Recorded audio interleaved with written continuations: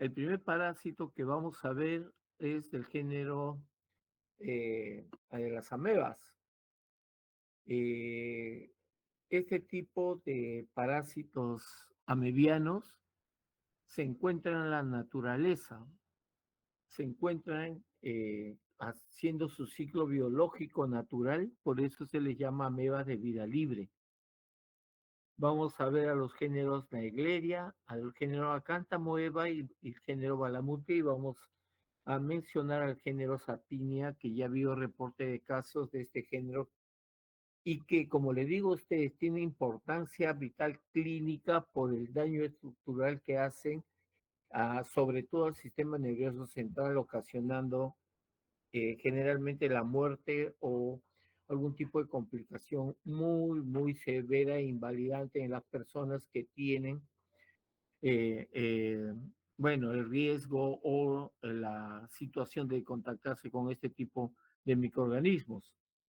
Entonces, ellos se llaman, esto es lo que vamos a hacer ahora, vamos a describirlas, vamos a ver parte de la epidemiología para ver lo que es el ciclo y el mecanismo de transmisión, algunos aspectos clínicos de conocimiento y vamos a ver algunos métodos diagnósticos y algunos tratamientos que se están proponiendo, ¿no? Porque no existe tratamiento para alguna de estas amebas y alguna medida de prevención y control. Ya sabemos que son estas amebas, se les llama como las amebas come cerebro, que habitan en el Perú y que han habitado siempre, son naturales. Ellas comparten determinados nichos ecológicos en la naturaleza donde cumplen su ciclo biológico. Todavía no se conoce por qué la exposición de personas no ocasiona infección en todas. Se conoce algunas características de algunos de estos géneros y especies de ameba asociadas a enfermedad que están condicionados por factores del huésped, de nosotros, que ataca al ser humano, pero no se conoce realmente por qué en algunos sí y en otros no, teniendo semejante exposición. Bien, son protozoarios, además, como les comenté a ustedes, pues están en la naturaleza, suelo, aire, agua, pero principalmente asociado a la zona de ríos, lagos, piscinas, no solo en la orilla, sino también en las zonas donde se pueden nadar. Inclusive pozos, pozos grandes de agua que se muestran en la naturaleza. Va a ocasionar dos enfermedades graves. La meningoencefalitis amebiana primaria, asociada a un género, MAP, y la encefalitis amebiana granulomatosa, EAG. Estas son las formas anatomopatológicas que se presentan en el ser humano. De este género y algunas especies que vamos a observar, de estas amebas de vida libre. Y como le dije, si bien es cierto, no es muy frecuente, no es frecuente, tiene determinadas presentación en personas cuyas características vamos a ver en un momento, eh, pero que no se tiene una gran cantidad de casos. ¿Eh? Se tiene recuento de casos, Cayetano Heredia ha sistematizado los casos que ellos han visto, por ejemplo, han hecho algunas publicaciones interesantes.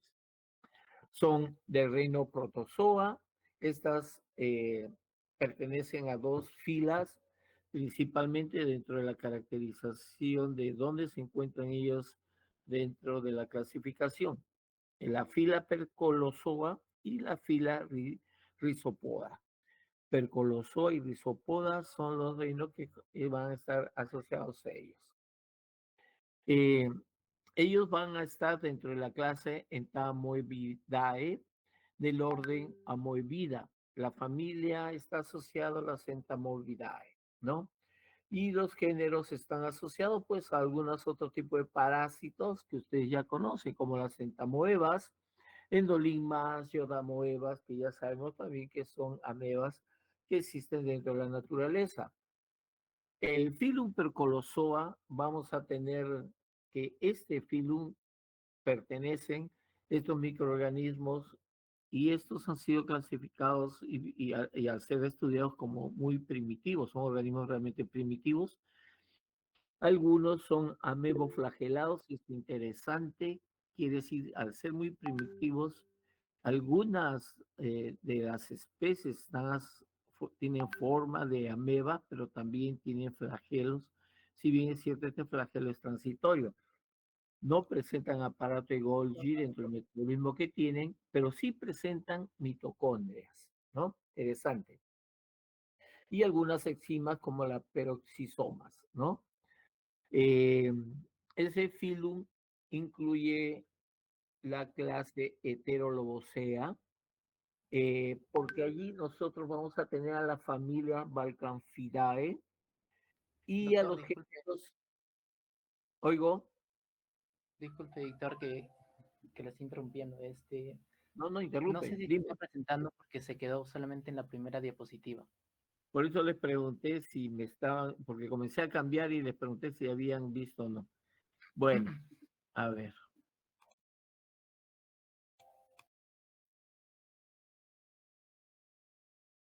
voy a pasar a otra.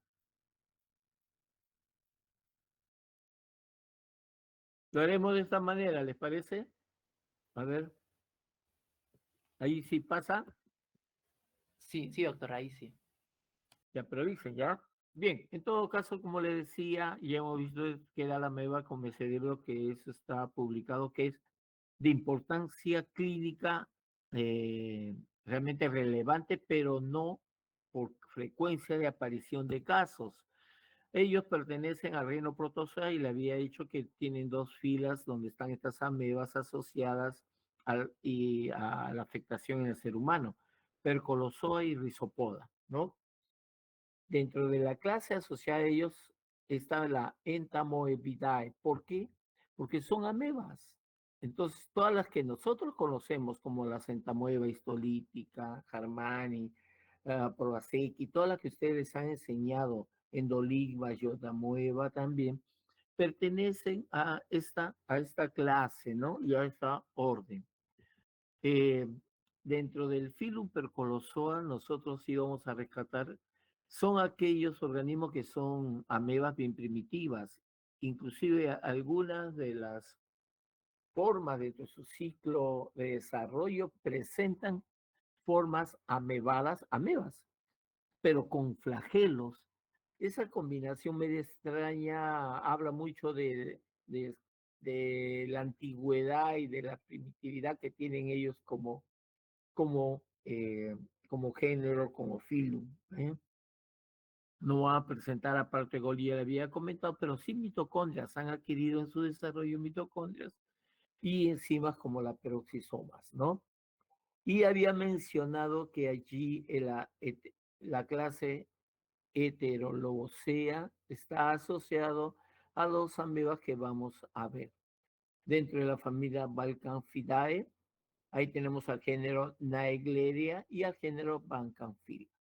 ¿Por qué le menciono esto? Porque Naegleria es el que se tiene más casos, se ha visto, y Balcanfia, este género, se ha reportado también un caso muy probable asociado a ella. Entonces, y si bien es cierto, la mayoría es asociadas a Naegleria, ya hay un reporte para Balcanfia entre los géneros asociados a este tipo de amebas. El género, el otro filo, que es Rhizopoda, ¿no? Están asociadas a amebas que poseen pseudópodos tanto para su locomoción y alimentación. Y poseen mitocondria. Son dos especies que son de vida libre y que nosotros vamos a estudiar. Dentro de este filo tenemos dos clases, Lobosea y Entamoeba. Dentro del género Lobosea vamos a tener esta clase de Lobosea, vamos a tener a la familia de los Acantamoebidae, con el género Acantamoeba. Tanto la familia como el género de la Acantamoeba trae consigo que estas amebas, una serie de especies estén asociadas a enfermedades del ser humano dentro del género Acantamueva. Y dentro del orden Lectomixa tenemos al género Balamutia. Entonces, dentro de la clase Lobosea tenemos al género Acantamoeba y tenemos dentro del orden Lectomixa, tenemos al género Balamutia, que son también géneros que tienen especies, sobre todo Acantamoeba, varias especies que atacan al ser humano. Y vamos a observarlos después. Vamos a comenzar con el género Naegleria, que les dije a ustedes que es el principal. Eh, Existen 8 tipos de Naegleria fowleri como tipos por secuenciación de ADN.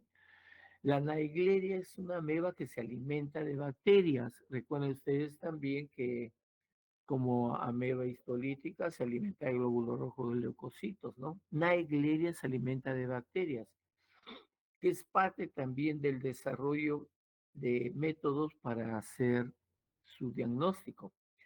Su reproducción es por promitosis, quiere decir que la membrana celular va a estar intacta y todo ella se va a producir dentro de la propia ameba y presenta 2 estados en su ciclo, un estado de trofozoito y un estado de quiste. El estado de trofozoito aproximadamente mide 25, hasta 25 micras, quiere decir que es bastante observable. Tiene citoplasma granular dentro del metabolismo con múltiples mitocondrias por la actividad que realiza energética, más enzimas y vacuolas, ¿no? Tiene un núcleo central, un núcleo central y denso, se parece a un ojo. Muy bien. Este trofozoito, habíamos dicho que tiene 2 formas, trofozoito quiste, pero el trofozoito tiene 2 momentos. Existe un trofozoito ameboide con forma monopódica, quiere decir que va a sacar ah, la forma de movimiento va a ser así, monopódica, y un trofozoito que va a ser flagelar. Por lo menos va a presentar 2 o puede presentar más flagelos, pero esta es una forma transicional de acuerdo a los cambios en el ambiente donde se encuentran estas formas trofozoíticas. También se ha visto en el medio de Payet. El medio de Payet es un medio que ayuda también a cultivar a las amebas y también se ha observado que esta forma flagelar cuando se agrega agua destilada. Esta forma, como le digo, esta forma flagelar es una forma transicional. El quiste es esférico, tiene una pared lisa con opérculos que son poros como tapones para lo que es la salida del contenido que va a ser el trofozoito o pretrofozoito. Mide más o menos de 8 a 12 micras, como medía el quiste de Yarria lamblia, pero son esféricos con paredes bastante gruesas y densas, ¿no? Como les comenté a ustedes entonces, en conclusión, hay 2 formas dentro de lo que significa la Naegleria. La especie más frecuente y común es la especie Fowleri, que es una forma trofozoítica que tiene 2 formas y una forma quística. La forma trofozoítica tiene una forma vegetativa y una forma o un estado transitorio flagelado. Y el quiste que acabamos de conversar. Ahí lo tienen ustedes.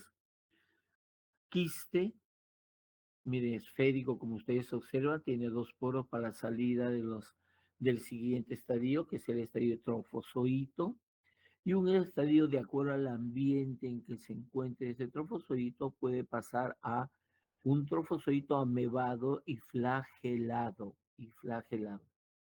Como ven ustedes, las flechas son bidireccionales. Quiere decir que tiene la propiedad de protección en la naturaleza, tanto de ponerse de forma quiste, de forma trofozoito, o de acuerdo al ambiente biflagelado o más flagelos, o pasar del flagelo nuevamente a trofozoito. El biflagelado no pasa a la forma quística, sino a la forma de trofozoito. Bien, el ciclo de vida es directo, él está en el medio ambiente, ¿no? La forma infectante en el ser humano es el estadio de quiste o el trofozoito, cualquiera de las dos formas son infectantes para el ser humano. La vía de infección de la Naegleria, el género Naegleria, es por la cavidad nasal, a través del etmoides, su lámina cribosa, donde está el neuroepitelio que forma el bulbo olfatorio, ¿no? El nervio olfatorio, y a través de estos nervios va a pasar hacia el sistema nervioso central. El mecanismo de infección va a ser por contacto con las aguas contaminadas, cuando uno nada, se baña, está ahí, o también por inhalación de polvo en las zonas de las orillas de estas zonas donde hay lagos, lagunas, pozos o agua estancada. El tiempo de incubación es bastante rápido, de 2 a 7 días, y inmediatamente comienzan los síntomas del sistema nervioso central severos y graves. Aquí tenemos hacia la izquierda, por favor, observen, ¿no? Naegleria fowleri es las dos formas en la naturaleza, ellas, sobre todo en ambientes acuáticos o húmedos pegados a las orillas, donde está la forma trofozoítica, amebada, y la forma amebada también, pero con flagelos, ¿no? Que comentábamos que eran formas eh, pre, no necesariamente formas fijas, y ahí pasan a las formas quísticas. La vía de entrada a través de bulbo olfatorio, lámina activada de etmoides, contacto con el agua, las células neuroolfatorias, y a partir de ahí el nervio eh, olfatorio a cerebro. El ciclo vital ya se encuentra muy bien, como le dije a ustedes, sobre todo asociada en las orillas o cerca a las orillas, en los ambientes húmedos pegados en la orilla, sobre todo están las formas físicas, o también puede estar asociadas a las zonas donde hay polvo, ¿no? Esa es la forma, la temperatura que ellos generalmente están en ambientes cálidos, pH cercano al neutro, buena oxigenación, ah, y sin necesariamente, si se trata de piscinas, cuando no tenemos una suficiente cloración o limpieza, sobre todo en las zonas emposadas, como puede ser una piscina, ¿ya? Entonces, que son el ambiente adecuado para el crecimiento, tanto en la iglesia y también de las otras géneros como Acantomoeba y Balamutia. Bien, el trofozoito, ¿no? Ahí les presento el trofozoito.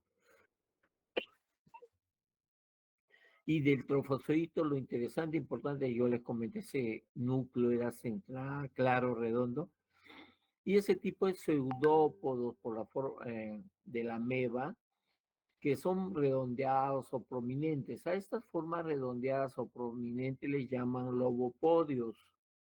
Lobopodios, ¿ya? Estas formas llamadas lobopodios son características en la Naegleria y la forma de sus pseudópodos. Las formas flageladas, como habíamos comentado, ¿no? Tiene formas piriformes, ¿no? Y estos flagelos no solamente son un par, que pueden ser hasta 10 o más flagelos. Esta es una fotografía centro, ¿no? De las dos formas, ¿no? Naegleria con sus lobopodios, en estas formas un poco más, digamos,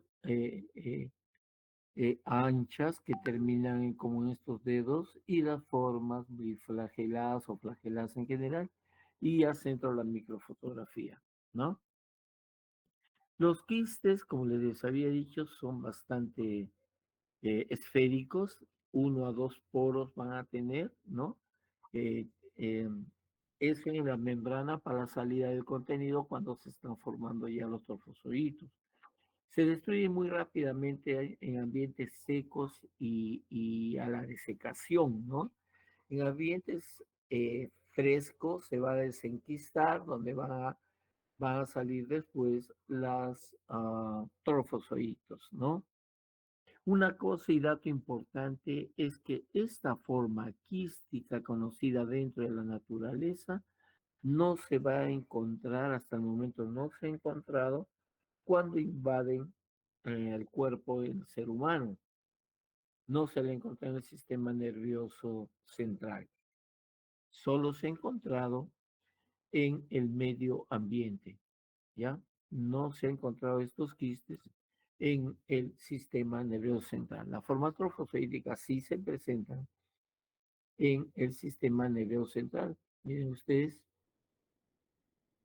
este es un quiste de la naegleria y esta es una fotografía de un trofozoito amebado flagelado, ¿no? De la misma manera, que son las formas trofozoíticas, tienen estos lobopodios, tienen distintos tamaños, y son los pseudópodos para lo que es Naegleria, ¿no? Y lo que es interesante es el tipo de núcleo que tiene un núcleo céntrico y un núcleo bien prominente.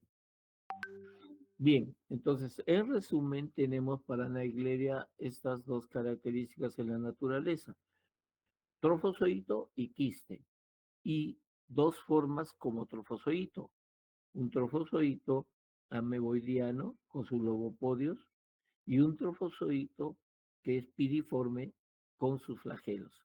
Y después los quistes que son esféricos con su núcleo prominente, ¿no? pH casi básico, neutro, buena oxigenación y ahí va a crecer. El otro género importante es el género Acantamoeba. El género Acantamoeba, ellos van a presentar dos formas como organismo, una forma trofozoítica y una forma quística o quiste, ¿no? Dentro de las formas de la cantamoeba realmente es trofozoitos ameboidianos, pero sus pseudópodos son realmente interesantes porque son filamentosos, parece que fueran agujas, espinas, ¿no? Y es característico en Acantamoeba. A eso se le llama acantopodios. Estos pseudópodos son llamados acantopodios. Realmente son bastante grandes, hasta 40 micras, miren ustedes, son bastante grandes y observables. Hay diversos tienen las diversas especies diversos diámetros en relación a sus formas trofozoíticas. Bien, también tienen un núcleo claro central, ¿no? Y esférico, pero no tan grande como el que veíamos también con la iglesia. Las formas quísticas de la cantomueva son interesantes porque son esféricas o policlonales, ¿no? Tienen una doble pared, tienen doble pared, dos paredes, y dentro de esta membrana más externa va a haber una membrana interna donde podemos tener, no son esféricos, son redondeados, realmente medio redondeados y son además policlonales, ¿no? Los poligonales, ¿no? Tiene cinco, por ejemplo, que es un penta, ¿no? Su citoplasma granular y más bien el núcleo tienen una eh, estructura retráctil, cambiante, y además tiene un cariosoma redondeado bastante evidente, ¿no?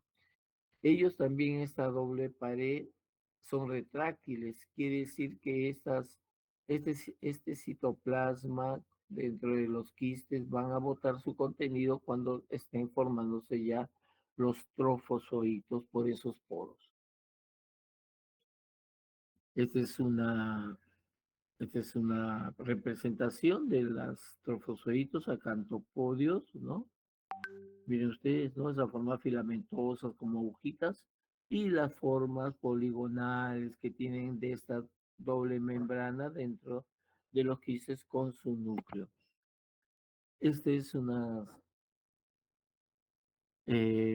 microfotografía donde pueden observar ustedes también, ¿no? Estas son realmente bastante grandes y tiene sus acantopollo que salen como si fueran espinas y las formas quísticas, que son bastante grandes, donde vamos a ver la doble membrana y adentro formas poligonales o redondeadas.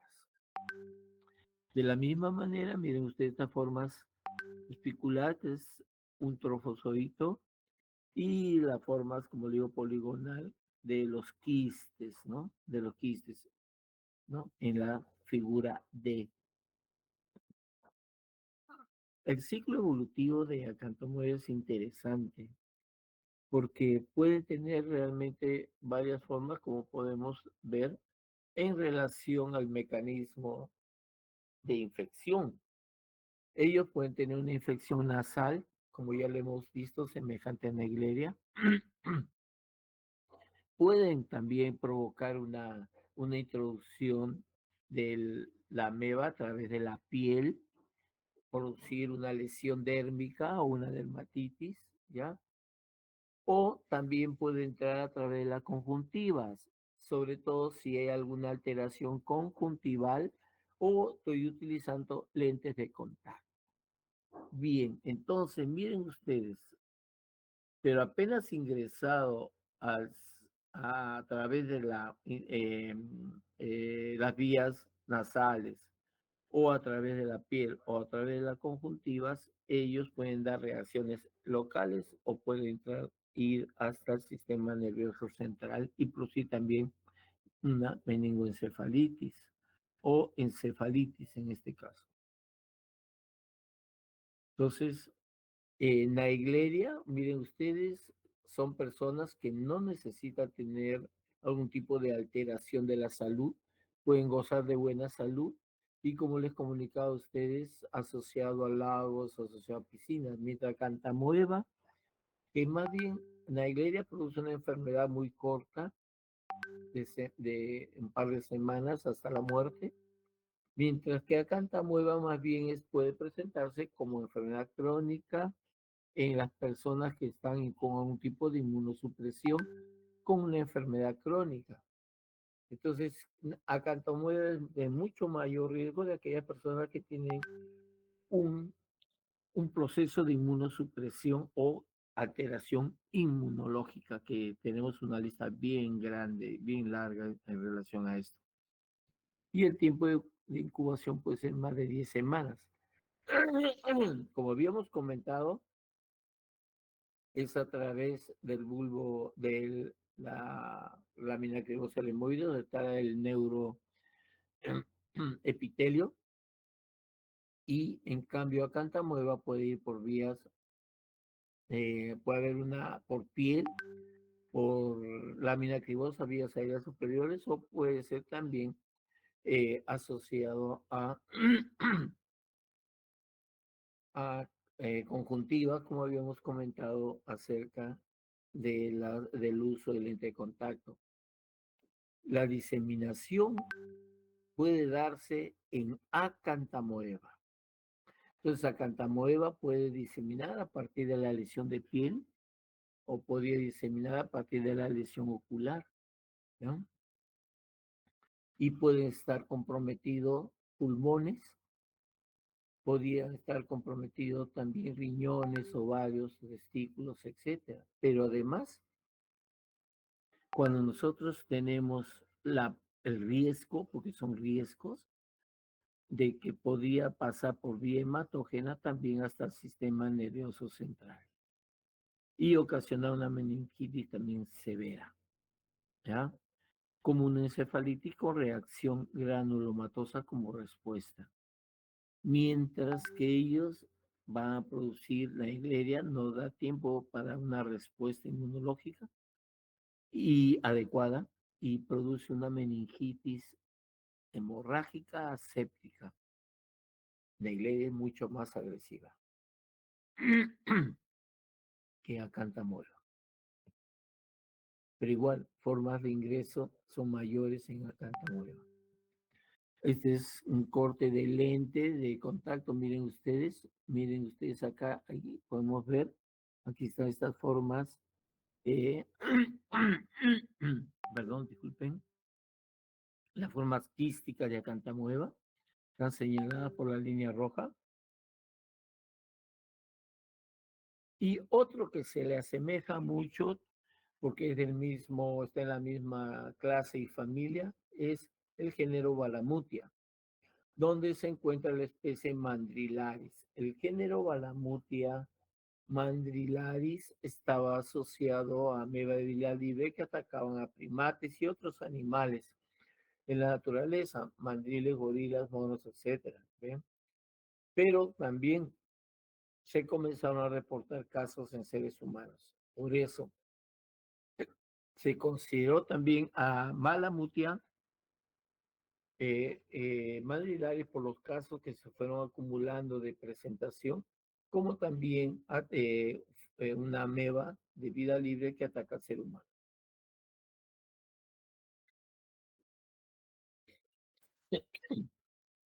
Su ciclo es semejante a Cantamoeba, al igual que su aspecto. Se encuentra en todas las Américas y Australia en las zonas, ataca a personas sanas. También se ha visto casos en personas con VIH en estadios SIDAS. Su tiempo de incubación son varias semanas, no son tan rápidas como Naegleria o Acantamueva. La puerta de entrada es interesante porque la, ella sí es más eh, propicia a infectar piel y a partir de una lesión dérmica hacer una diseminación hematógena y atacar otros órganos, sobre todo sistema nervioso central. El curso de la evolución de las lesiones cutáneas es bastante lenta, pero sí puede haber un ataque por esa diseminación al sistema nervioso central. Si llega al sistema nervioso central, el curso de la enfermedad del sistema nervioso central por Balamutia mandrilaris es fatal. ¿Eh? El tratamiento lo vamos a ver más adelante. Se ha tratado con algunos antifúngicos, inclusive. Es lo que les comentaba, ¿no? Gorila, mandrilas, no caballos, ovejas, que ellos fueron reportados por la infección con esa ameba y después fue al hombre, ¿no?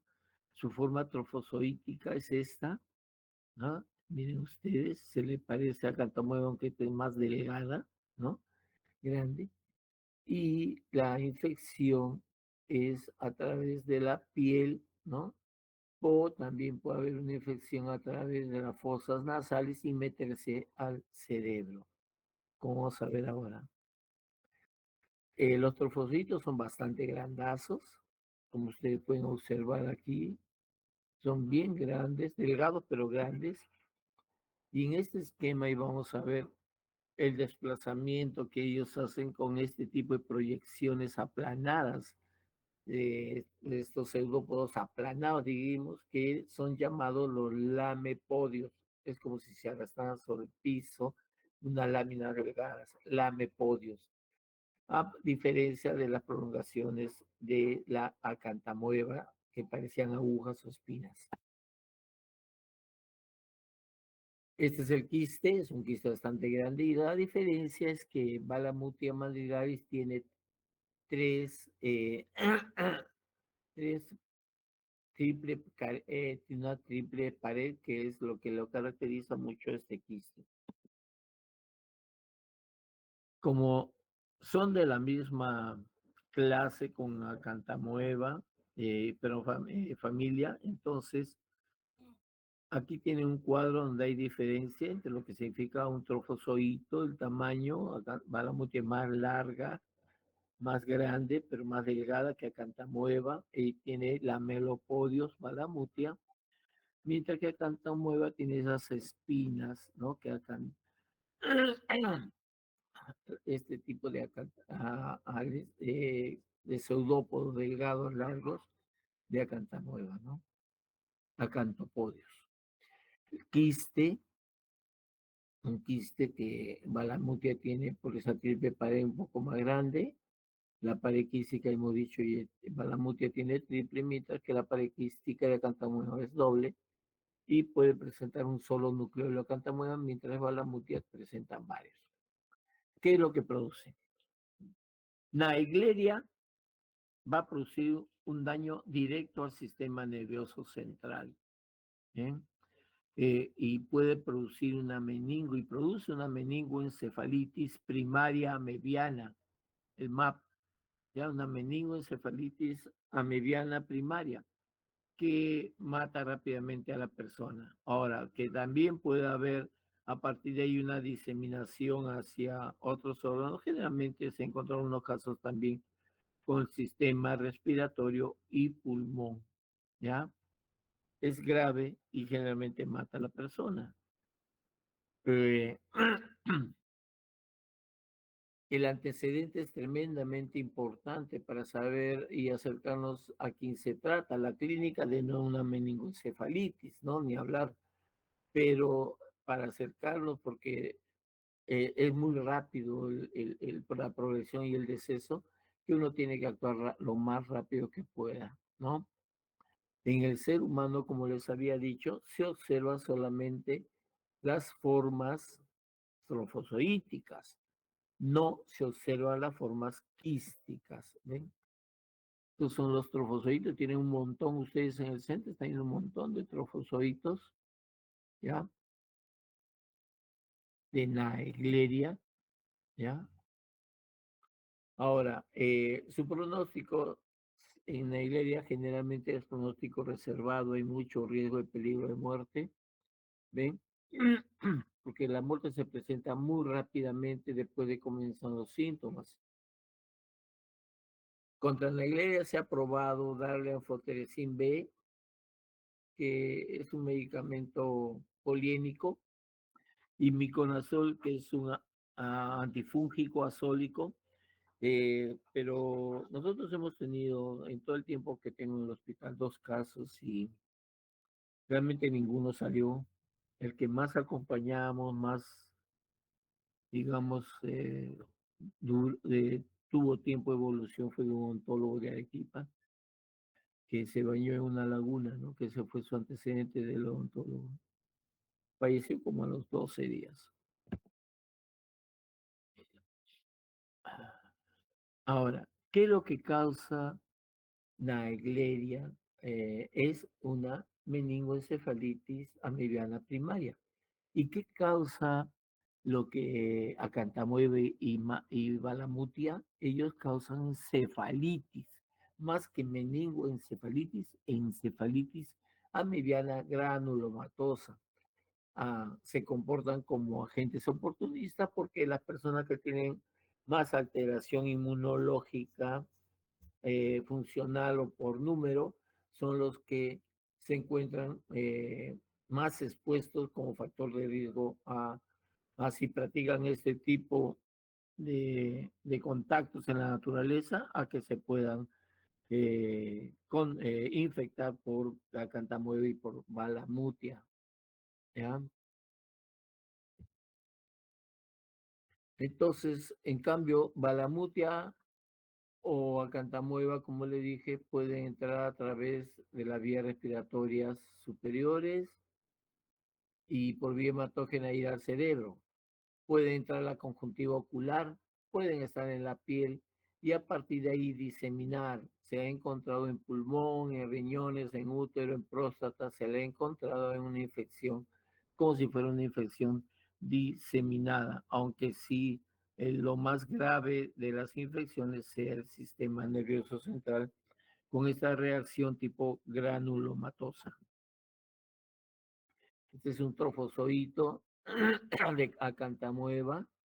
Ahí están fagocitando. Este es un fagocito que en la zona superior, en la flecha donde dice trofozoito, fagocitando ahí a un bacilo y ven bacilos dentro de él. Bacilos gram negativos. A él le gustan mucho los bacilos gram negativos, sobre todo Escherichia coli. Y el quiste característico policlonal cuando hablamos de acantamueva. ¿Ves? Malamute y Cacantomueva pueden dar este tipo de lesiones dérmicas, dermatitis o proceso. Miren ustedes, es una harina normal, puede tener un proceso inflamatorio asociado. Y de ahí es fácil que se meta al cerebro, muy fácil. O que disemine por vía hematógena, ¿ven? Entonces se considera como puerta de entrada para ellos el tracto respiratorio y la piel.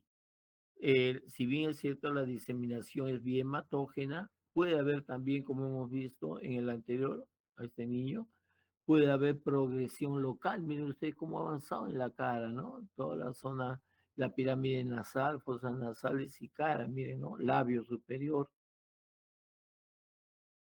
Y,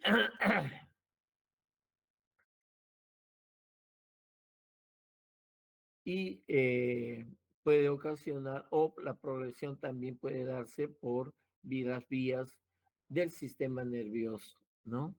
Hasta el sistema nervioso central. Lo que va a producir es una encefalitis necrotizante, el sistema nervioso central necrotizante que sí produce necrosis del tejido del sistema nervioso y alteración vascular con gran hemorragia, ¿ya? Y como les comenté a ustedes, también pueden presentarse en Acantamueva y en Balamutia la presencia en estas zonas o en las lesiones dérmicas, por ejemplo, o localizadas, pueden presentarse los trofozoides y los quistes característicos de cualquier de estos géneros. Este mismo jovencito que ven ustedes aquí, después del tratamiento que se le hizo,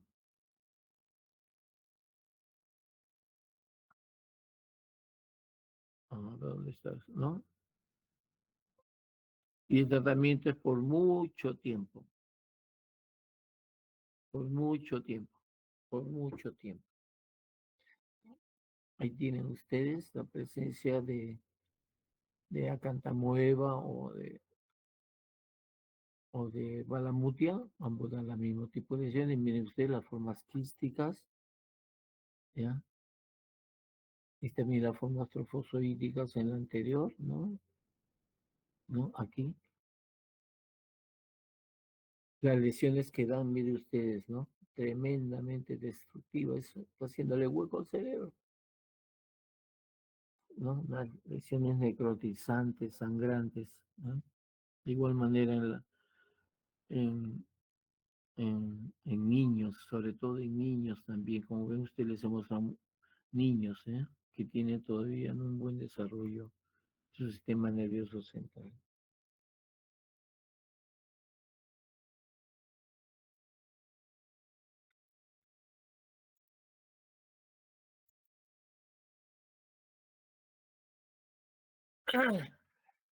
El tratamiento para esta acantamoeba y balamutia realmente no existe tratamiento. Se han ido probando con alguna serie de varios medicamentos combinados, entre ellos que también desgraciadamente también son muy tóxicos, y se ha podido controlar el proceso, sobre todo asociado a esta encefalitis granulomatosa, y por eso ustedes observan una serie de medicamentos, pentaminida, polimicina, propamidina, dimidacina, neomicina, etcétera, etcétera, que se dan combinadamente y además, como ustedes leen ahí, a altas dosis. Quiere decir que los efectos secundarios van a estar definitivamente presentes. Otra forma es, como les comenté a ustedes, las queratitis o procesos inflamatorios severos o queratoconjuntivitis por acantamoeba como proceso inflamatorio, aparato ocular, sobre todo en córnea y conjuntivas. Puede ir a otras estructuras, claro que sí, pero comienza en estas zonas. El antecedente puede ser un traumatismo en córnea o exposición a estas aguas contaminadas que hemos comentado. Y el uso de lentes de contacto, ¿no? Y el inadecuado lavado de estos lentes de contacto. El agente causal asociado, la especie asociada a, sobre todo a estos problemas coloniales es la cantamueva polifaga, ¿no? Pero hay otras también, ¿no? Como Castellani, por ejemplo, ¿no?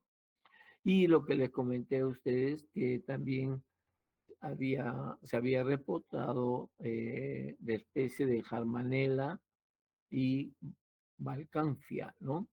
¿Ya? En cambio, la Balamutia mandrilaris no se ha podido hablar en estos eh, en estas muestras de oculares, ¿no? Miren ustedes, lesiones de queratitis, donde se puede recuperar si se diagnostica muy bien, pero si no, donde se ha presentado un raspado de una queratitis y encontraron acantamueva quiste, acantamueva también en trofozoito, ¿ven? Y ahí están, ¿no? También con un raspado y las formas ameboidianas. La, miren ustedes, una queratitis que se trató, ¿no? Y puede quedar con alguna que otra lesión, ¿no? Pero sí se recupera muy bien a la derecha, ¿no? Se recupera muy bien de este tipo de lesiones. Mientras si uno llega muy tarde, inclusive miren ustedes, ¿no? Hay una tremenda necrosis de toda esa zona ocular y ese ojo tiene que ser enucleado, ¿no? Hay que sacar ese ojo. Sin riesgo de que pase al sistema nervioso. Dentro del diagnóstico se puede hacer cultivos, claro que sí, con los raspaditos dentro de un material con solución de Payet, como le dije a ustedes, que se prepara en el laboratorio para que pueda ser conservado y comience a crecer, ¿no? Ahora, este medio de Payet se puede incubar para que crezca mejor y darle el ambiente adecuado y ahí se pueden encontrar a estas formas de estas amebas, ¿no? El tratamiento de la queratitis es médico con otro tipo de antiamebianos, ¿no? Del género diamidinas y biguanidas, ¿no? Igual acá, isotionato de propamidina, hexamidina, que se pueden utilizar para el tratamiento. Y también existen las dermatitis por la cantamueva. Ya hemos visto ese niño en el rostro, pero también puede ser en la piel, asociado a cantamueva o a la mutia, cualquiera de ellos, ¿no? Miren ustedes, lesiones dérmicas, ¿no? Esas lesiones dérmicas o lesiones ulceradas como la que les he mostrado acá, que están asociados también a lo que es a cantamueva. Estos de aquí, Cayetano Heredia, ¿no? Miren, lesiones cutáneas en niños, se pensó que era un pénfigo asociado a estreptococo, estafilococo, y no era así, un pénfigo también, pero no era así, ¿no? Se hizo un raspado de estas placas elevadas de esta región nasal y perioral y se encontró quiste de Balamutia mandrilaris, ¿ya? La hematoxilina y eosina son buenos eh, tinciones que se utilizan para lo que es las amebas de las cuales hemos visto, como son parte también de, de lo que se pueden utilizar. Balamutia, como ven ustedes, ¿no? Miren, tremenda balamutia, grande.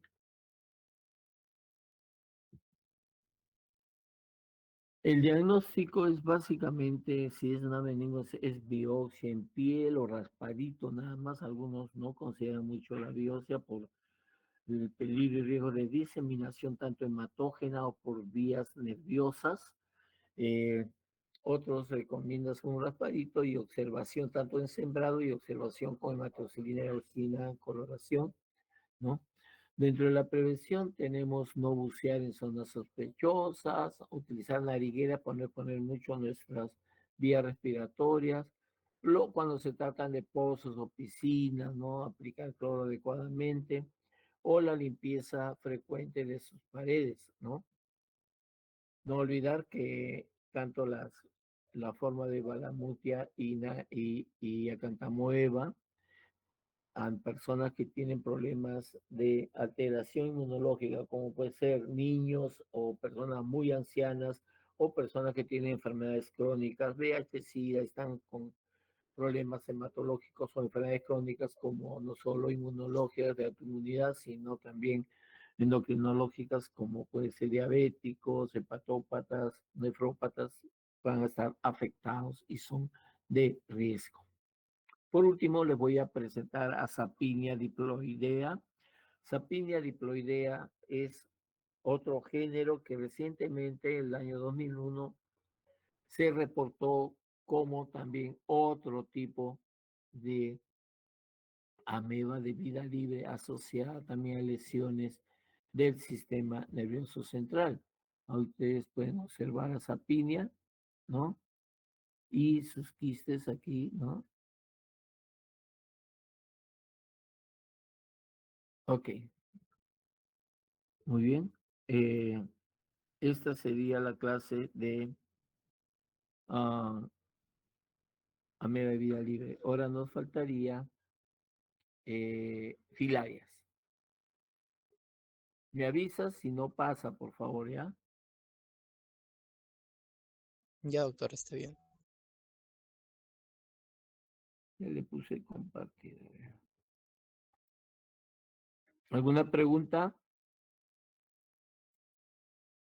Como le dije, si bien es cierto, no son muy frecuentes, pero cuando sucede son muy, muy graves e invalidantes.